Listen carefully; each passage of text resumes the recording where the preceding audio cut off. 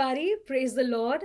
This is Shalvita here, and I am your host for today. And I extend a very warm welcome to all of y'all to the second episode of Soul Algorithm. And today we have with us here Father Leon and Kyle, and we're going to discuss on a very important and beautiful topic. So before we dive in, Kyle, I have a question for you. How much storage does your phone have? Oh, let me check on that. Sure thing. Okay. So I have around 128 GB and I've How much of consumed it is left? 126 GB. I have around 2 GB left, so that's pretty much less. This Okay. is it. Okay. And when your phone is out of storage, Kyle, what do you do? So I usually delete the unwanted files or the huge files which occupy a lot of space and I just get rid of them. Exactly. We delete what is not needed. So, how about we look at our life in the same way? There are so many things in our life, from relationships to ambitions to dreams, etc., etc. We cannot hold all of it. To make space for what is a priority, we need to let things go. So, Kyle, when you look at your life and everything in your life, what is it that is most important for you in your life? So the most important thing for me is having a relationship with God. I have my journey to share. So in that context, in 2016 is I've attended many youth retreats and camps and all. So I realized the presence of God is very important. And that very particular year, I was going down in my grades as well. I was not doing too well in life, and things were a little scattered, not very much structured. At that very moment, I realized there was something missing, and then I realized that things are going bad and I need to attend a retreat. And after attending these retreats and all, I got the confidence to get back on track. And at that very particular moment, things took a back seat because my dad was not keeping too well, and I wanted to do a retreat in college also, which was planned like a retreat skit. And just 2 days before that, I met with an accident.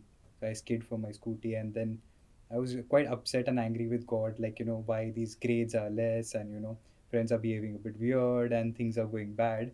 So I was quite upset, and I didn't want to do this skit. And that very moment, I went to the Blessed Sacrament and I said that, why me? Why did this happen? So I went back, I slept, and as I slept, I got a dream that said that there was a brother who put his hand forward and he said, like, in my dream, like, come be a part of this retreat. I know you're injured and whatever was happening. Why don't you come and be a part of this retreat? And I went the very next day to college and we just did one rehearsal and we did this skit. It was about the priorities of life, and that kind of skit helped to touch lives, and it also got me peace. And I also felt God's hand and healing in that process. I could lift my leg and I could walk properly, so I felt a sense of healing. Yeah. So, Kyle, I have a question for you. You said that you were down in your life, and this retreat came as an opportunity where you were acting in a Yeah. skit. And then, because of the accident, you were doubtful whether you will act. But then, somehow, a miracle happened, and you managed to Yeah. go perform in the skit, and you found that your relationship with God was restored. Yeah. Right? So, I want to ask a difficult question. Yeah. What if you had not healed that day? What if you were not able to go and perform that skit? Okay. Okay, how would would that have impacted your relationship with God? Yeah. Okay, you said because you got healed, your relationship with God was restored. You went for the retreat and all. But if it had not happened, if the healing had not happened, what would have happened? Yeah. So I would be a bit upset with God. I would say, like, I came to you and you did not kind of heal me. But in that very moment, I would also come back to college and do the skit, the retreat thing, as I'd already committed to people. Like, we are going to do this, and I like to keep up to my word. So I would be there. I would do it. Now, Certain time. suppose you were not able to come, you were not able to walk. Yeah. I That means you are not doing it. Yes. Then how would you see it? I would be a bit upset with God, but I would surrender and I would tell him, like, I want to do it, but it's not happening. And his ways are not our ways. Sometimes he takes time to heal. We may not get healing at the very instant moment, but I would surrender that to him, and I would still keep faith and hope that things would happen in his time, not in my time. And Shalvita, what do you feel is important in your life? Correct.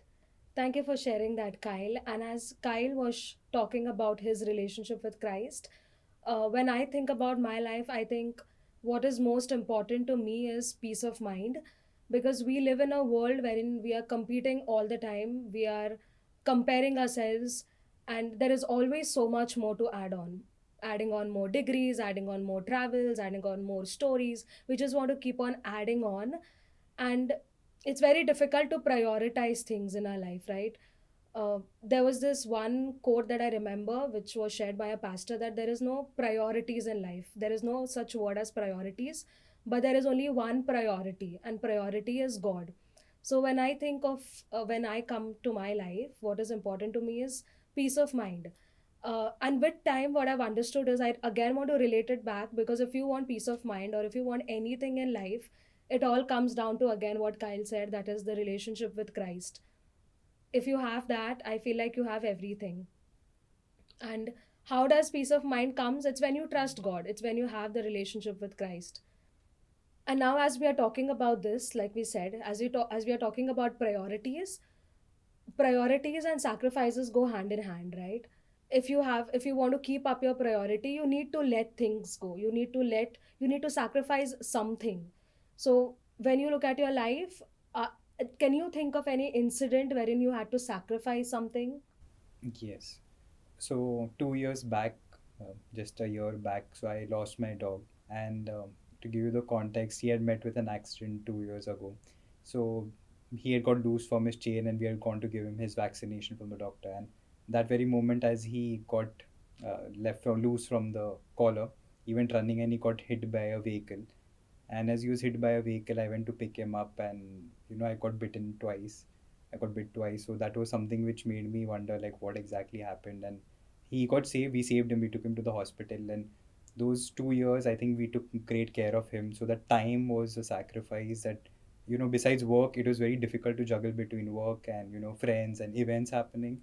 But I used to give him my time, be in the hospital sometimes, come home, get him back home again, admit him. But those 2 years were very crucial, so I gave my time. That was the biggest sacrifice, I think, because we wanted him to live and give it our all. So, Kyle, I have a question. You said that when the dog was hit by the vehicle, you went to save the dog. Yes. And when you went to save the dog bit you. Yes. And twice it bit you. Yeah. So, what were your feelings when the dog bit you? Did you get angry at the dog, or you felt, oh, this dog is so ungrateful? What were your feelings? Yes. So that very moment and those fraction of seconds, a lot happened. So it took me a time to process, and I was in a state of shock. So I was not angry, but my main goal was to only go and save him. So I just went. I picked him up once and twice, and he bit me. But it was more towards saving him. So I was in a state of shock, not angry. Yeah, so like you're saying that even when the dog was biting you, you were worried more about the dog than about yourself. Yes. Yeah, something beautiful for us also to learn for our life. No? Yes. At times when things are not going fine, yeah, still it's a beautiful example of how you were more concerned about the dog and you did not let the bite of the dog affect you. Yes. I love what you shared again, Kyle, because I think this also happens very often in our life. When very basic example of if your friend is not texting back, or if your coworker is being a little extra mean, we do not, we just look at the surface. Are we just looking at the bite, or are we looking what is underneath? So I think that was a very beautiful example. Thank you for sharing that, Kyle. So for me, when I look at sacrifices, we always think that the sacrifice has to be very big or extravagant. But when I started my journey with Christ, I would get these convictions of work on your language, bad language, the way you dress, alcohol, etc., etc. All these things which have been normalized in the world. When a third person looks at it, the person might judge you saying it's okay, everybody is doing it, you can do it too. But it was a little sacrifice from my end, which I did to work on the relationship with Christ, which in turn gave me peace of mind, right? To give an example of a gardener, the gardener cuts off the branches. When we look at it, we might question of why is the gardener cutting off the branches, but the gardener knows that the branch is taking off the energy, right? I think that is how it works, that when we sacrifice, when we are giving up something, it might look like a loss in the moment, but eventually we are becoming something, and God is molding us through those sacrifices. And with that, I would now like to invite Father Leon to share catechesis on the same topic. So let's listen to some catechesis from the church documents. In today's culture, sacrifice is often viewed as a transactional loss. Giving up something good to avoid something worse, or enduring pain to achieve a pragmatic or a practical goal. Our Catholic theology flips this perspective. Sacrifice is neither transactional nor about destruction. It is about communion, radical self gift, and the transfiguration of love. A common misconception is that sacrifice requires something to be broken or destroyed to satisfy a divine demand. So, St. Augustine provided the foundational Catholic definition of sacrifice. He said, "Every action done so as to cling to God in communion of holiness and thus achieve blessedness is a true sacrifice." And it's quoted in our Catechism, CCC 2099. I'll again repeat. Every action done so as to cling to God in communion of holiness and thus achieve blessedness is a true sacrifice. True sacrifice is not measured by how much pain is inflicted, but by how much love is offered. The external act of surrender, whether our time, ego, or material goods, is merely the outer envelope. The interior core is always communion, love. As again the Catechism of the Catholic Church notes, we have the number 2110. Outward sacrifice, to be genuine, must be an expression of spiritual sacrifice. The prophets of the Old Testament often denounce sacrifices that lack this interior conversion. And now, if you look at the paradox of this gift, finding oneself by losing oneself, which Jesus also speaks about, the Catholic understanding of sacrifice reveals that human beings do not experience fulfillment through self preservation, but through total self giving. And we have two logics. We have the worldly logic: to possess something, you must hold on to it. And we have our Catholic logic. Whatever you try to cling to selfishly is corrupted. Whatever you freely surrender to God in sacrifice is elevated and returned restored. Christ's sacrifice on Calvary is the ultimate expression of this free self gift. Jesus does not sacrifice because he loves suffering. He endures suffering because he loves the Father and humanity, and love in a fallen world inevitably takes the shape of a cross. In the Eucharistic liturgy, the sacrifice on the cross, a singular event, becomes present again across time and space. The sacrifice of Christ and the sacrifice of the Eucharist are one single sacrifice. The victim is one and the same. Only the manner of offering is different. Again, we have it in CCC 1367, beautifully said.